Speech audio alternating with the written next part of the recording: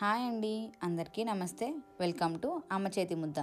ఈరోజు మన ఛానల్లో కొంచెం వెరైటీగా ఎప్పటిలా కాకుండా పచ్చెనగపప్పుతో వడలు ఎలా తయారు చేయాలో చూద్దాం.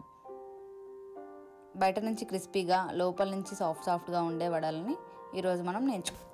దీనికోసం ముందు రోజు నైట్ ఒక బౌల్ తీసుకొని అందులోకి ఒక గ్లాస్ పచ్చెనగపప్పుని యాడ్ చేయండి. ఆ పచ్చెనగపప్పు అంతా మునిగే వరకు వాటర్ పోసుకొని ఓవర్ నైట్ అంతా పక్కన పెట్టి ఉంచండి. ఇప్పుడు నెక్స్ట్ డే మార్నింగ్ మనం ఇంకొక బౌల్ తీసుకొని అందులోకి మనం ముందుగా నానబెట్టుకున్న పచ్చెనగపప్పు ఉంటుంది కదా, అందులో నుంచి ఒక పిడికడు తీసుకొని ఒక బౌల్లో పక్కన పెట్టుకోండి. ఇలా పక్కన పెట్టుకోవడం వల్ల మనకి వడలు వేసుకున్నప్పుడు ఈ పచ్చెనగపప్పు అనేది తగులుతూ నోటికి మంచిగా అనిపిస్తుంది.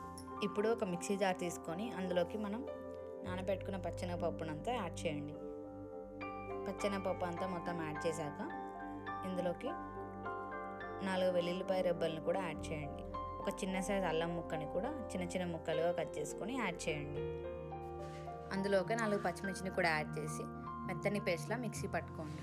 ఈ మెత్తని పేస్ట్ అంతా మనం ఇందాక ఒక బౌల్లో కొంచెం పచ్చెనగపప్పు తీసి పక్కన పెట్టుకున్నాం కదా, అందులోకి ఈ పేస్ట్ అంతా ట్రాన్స్ఫర్ చేయండి. పేస్ట్ అంతా ట్రాన్స్ఫర్ చేశాక ఇందులోకి 4 పచ్చిమిర్చిని కూడా సన్నగా కట్ చేసుకొని యాడ్ చేసుకోండి. కొంచెం కొత్తిమీర, కొంచెం పుదీనా, కొంచెం కరివేపాకు కూడా సన్నగా కట్ చేసి యాడ్ చేసుకోండి. ఇందులోకి 2 మీడియం సైజ్ ఆనియన్స్ని కూడా సన్నగా కట్ చేసుకుని యాడ్ చేసుకున్నాక రుచికి సరిపడా సాల్ట్ని యాడ్ చేయండి. 2 టేబుల్ స్పూన్స్ జీలకర్రని కూడా యాడ్ చేయండి. 1 టేబుల్ స్పూన్ బియ్యం పిండిని కూడా యాడ్ చేసి ఈ పిండిని అంతా బాగా కలిసేలాగా మొత్తం వీడియోలో చూపిస్తున్నట్టు ఇలా మొత్తం అంతా కలిసేలాగా బాగా కలుపుకోండి.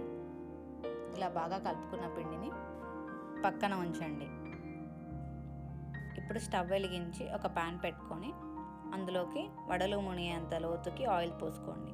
ఆయిల్ అనేది కొంచెం హీట్ అయ్యాక కొంచెం చేతిలోకి వాటర్ రాసుకొని ఇందాక కలుపుకున్న మిశ్రమాన్ని చిన్న చిన్న వడల్లాగా వేసుకొని ఆయిల్లోకి ట్రాన్స్ఫర్ చేయండి. ఇలా అన్ని వడల్ని ఆయిల్లోకి వేశాక ఒక గరిటె సాయంతో ఈ వడలన్నిటిని ఈవెన్గా ఫ్రై అయ్యేలాగా అటు ఇటు తిప్పుతూ బాగా కలుపుతూ ఫ్రై చేసుకోండి. ఇలా మొత్తం అన్నిటిని బాగా తిప్పుతూ ఫ్రై చేస్తుంటే మనకి ఇలా గోల్డెన్ బ్రౌన్ కలర్లో వచ్చినప్పుడు మనకి వడలు అనేవి తయారైనట్టు. ఇలా గోల్డెన్ బ్రౌన్ కలర్ వచ్చాక ఈ వడలన్నింటినీ తీసి ఒక ప్లేట్లోకి పక్కన పెట్టండి. ఇలానే మిగతా పిండితో అన్ని వడలు అనేది వేసుకున్నాక తీసి ప్లేట్లోకి తీసి సర్వ్ చేయడమే. చూసారుగా అండి, ఎంతో ఈజీగా బయట నుంచి క్రిస్పీగా లోపల సాఫ్ట్గా ఉండే వడలు తయారైపోయాయి. వీటిని పల్లి చట్నీతో కానీ అల్లం చట్నీతో కానీ సర్వ్ చేసుకుంటే ఎంతో రుచిగా ఉంటుంది. ఇలాంటి మరెన్నో రెసిపీస్ కోసం అమ్మ చేతి ముద్దని లైక్ చేయండి, షేర్ చేయండి, సబ్స్క్రైబ్ చేయండి.